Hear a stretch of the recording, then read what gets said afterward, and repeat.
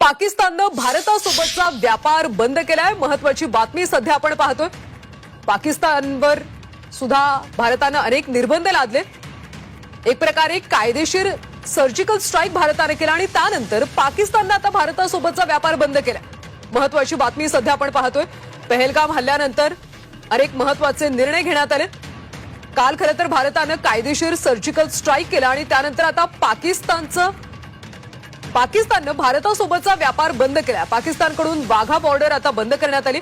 खरं तर सगळ्यात आधी भारतानं महत्त्वाचे निर्णय घेतले होते। अटारी बॉर्डर बंद केला होता, सोबतच सिंधू पाणी करार स्थगित केला होता आणि यानंतर आता पाकिस्ताननं भारतासोबतचा व्यापार बंद केला।